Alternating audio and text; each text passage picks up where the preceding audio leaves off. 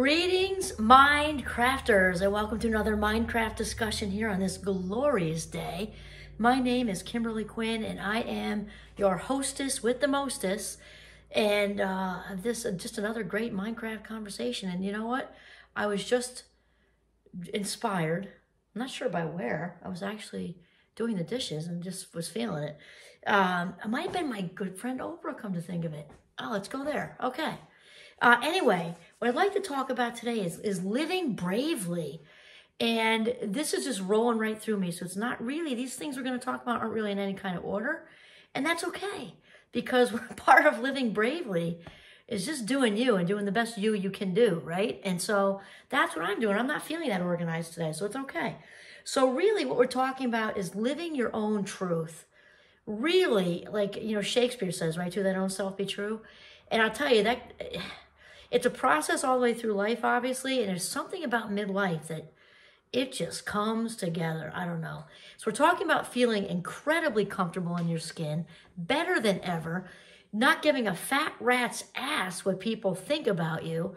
And there's just so much to it here. So also, like, people say, you know, dance like nobody's watching. And so I'm like the opposite of that. Dance like everybody's watching and sing like everybody's watching, whether you can hit a note with a hammer or not.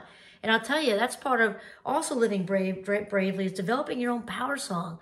On that coffee table over there, actually it was one before that one, because that one wobbles a little bit, but I would get right up on top of that coffee table and sing my power song, Aretha Franklin. Actually, I have two, because think rolls right into respect.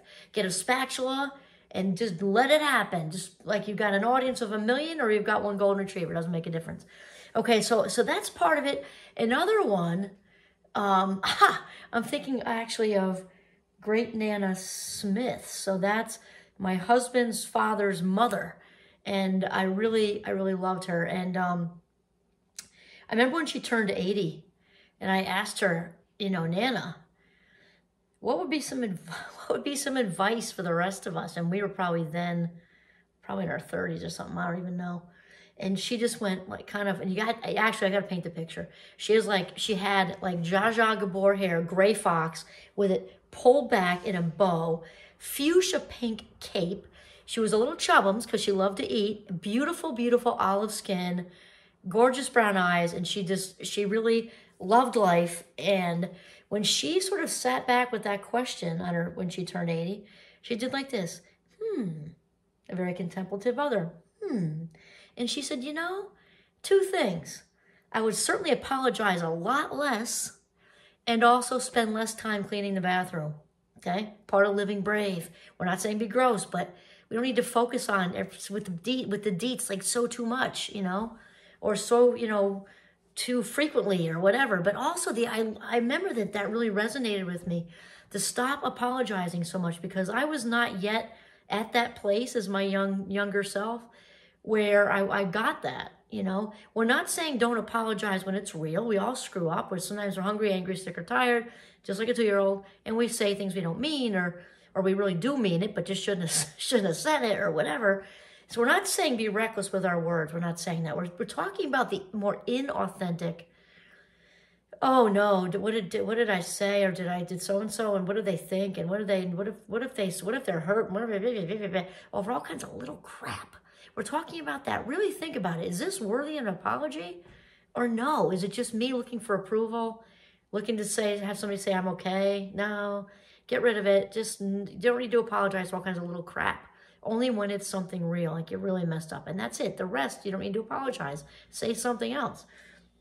So that's part of it. And then, of course, the courage to be vulnerable. And that's like so Brene Brown. I love her. She's also in the Friends group with Oprah and I. And because obviously when we're able to be vulnerable, that's where the real strength is, right? When we're really able to be in that hard place with strength and courage. And also to be vulnerable, be vulnerable with other people and allow them to be vulnerable with us. That's where it all happens. And obviously those have to be safe people, because we don't want just everybody climbing into our ribcage like that. You want people climbing into your ribcage who are worthy of you, that will, you know, that will keep what you say in confidence and not judge. And and all that good stuff. So to be vulnerable, because that's where real strength comes from. And then also to be in this sort of constant pursuit of your authentic self. You're in your authentic self and constantly pursuing further elevating your authentic self. You gaining even more clarity, keeping yourself filled up. I love how Oprah talks about that.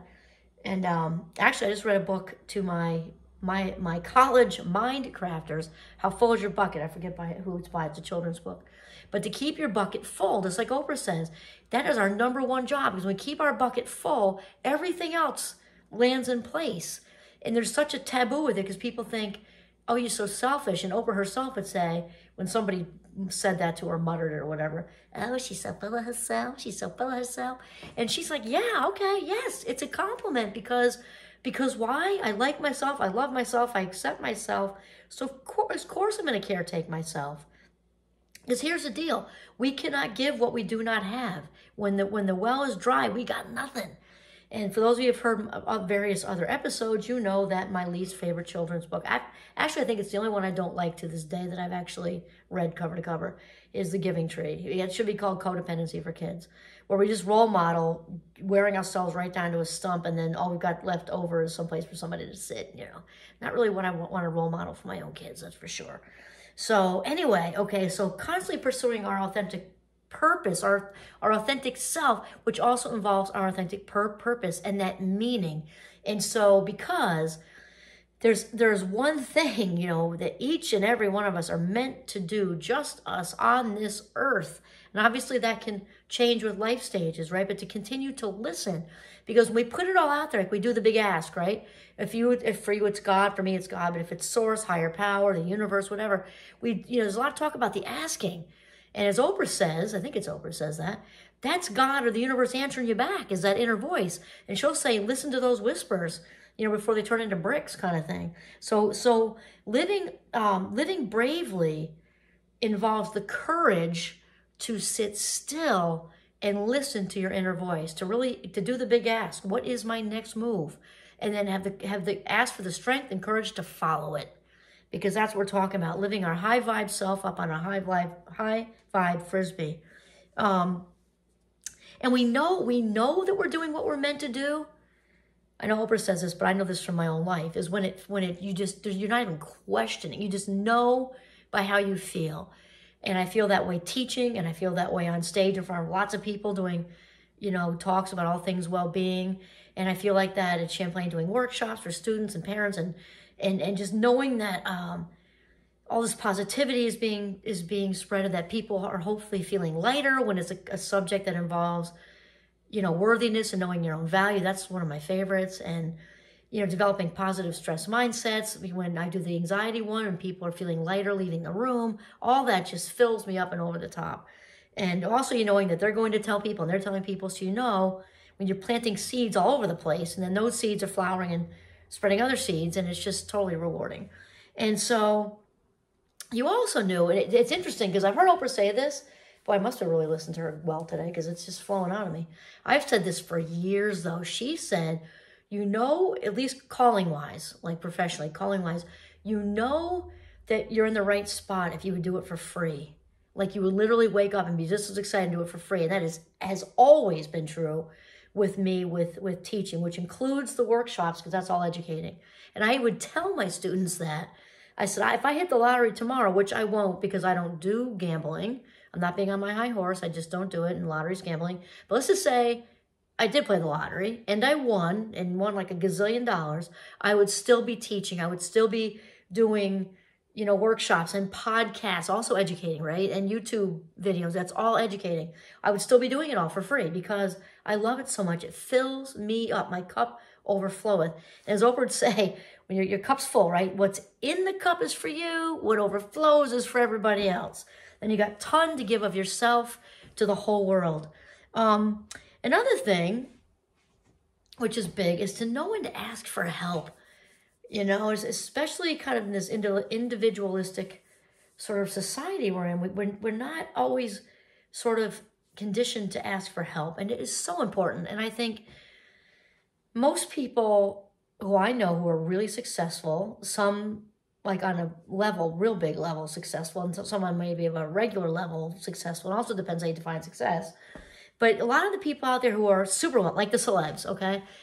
I don't know if I've ever heard one get up there and say, I did it all by myself.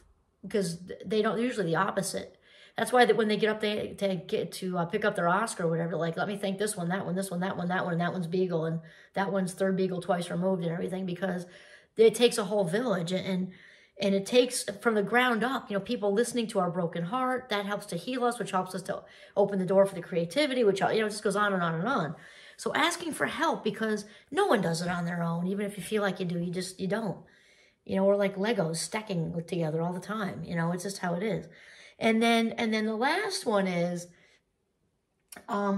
surrounding yourself as much as you can with people. Well, I'm definitely intellectually curious. That's for me. I need that in my life, like oxygen.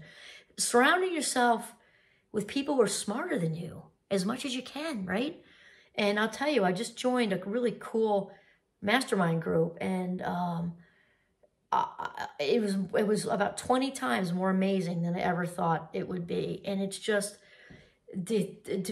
just surrounded with so much brilliance, and all different types of brilliance and ideas and life stories. And it just, God, it was amazing. And so it's really important to shake it up and to, experience new people. It doesn't mean get rid of your old people, because your old people are awesome. Of course they are. It doesn't mean, though, put yourself out there a little bit and maybe challenge that a little bit, and just go out and try something new where it's you're more of a novice. Maybe it's the thing that's new, and everybody else is good at fill in the blank, line dancing, okay? But to challenge yourself to learn these new things, and to challenge yourself with surrounding yourself with people that have, I'm gonna say, Oprah said it like smarter than you, but really there's all different kinds of intelligence, right? So we could really just say, surround yourself with other super intelligent people that are intelligent in different ways than you are. Maybe that's that's really more what I meant. Because there's a lot of intelligence out there, and it looks so different. It looks so different. Just the room I was in a couple of weeks ago, I couldn't believe 12 people could be so the same, like in a lot of ways, and then the brilliance was just so different. So do that, because challenging ourselves in whatever way is just so great. Plus, it's very important for cognitive reserves. I have a good friend who does research on that. And cognitive reserves is like our insurance when we're seasoned against all things bad cognitively, like dementia or Alzheimer's. And obviously genetics play a role, and you can't help that. But cognitive reserves are just, no pain, no gain, right? So we have no problem going to the gym, but, becoming gym rats. But we got to exercise the old, brain. And one way to do that is to do something new as much as possible. If you do Sudoku, it's good for you, but keep doing it. But it's as far as brain growth, it's not doing a lot for you if you're good at it. It's easy for you. Instead, maybe learn sign language, again, or line dancing, or, learn a different language, or join a new group like I did. I didn't know one soul, and it was just really great to meet everybody. And it was just like a changing it up moment for me. And it was super worth it. I'd do it again in a heartbeat. So, all right, so that's pretty much it. Living bravely is living your own truth.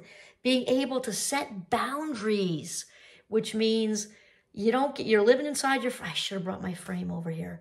You're living inside your frame, your authentic self. You're setting boundaries appropriately and respectfully, because you know what you're able to do, and do it well without,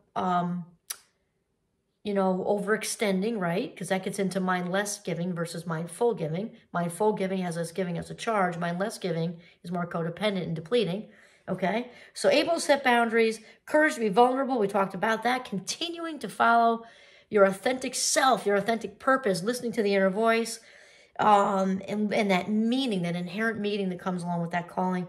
Stop apologizing so much. And remember that ask for help, because no one does it on their own. Surround yourself by really smart people, and remember that you know that you're on the right track by how you feel. If you feel great, you're feeling the zest of life, and that you would do whatever it is you're doing for free, then you are on the right track. Okay, living bravely, awesome. This is Kimberly Quinn signing off from my kitchen in northern Vermont.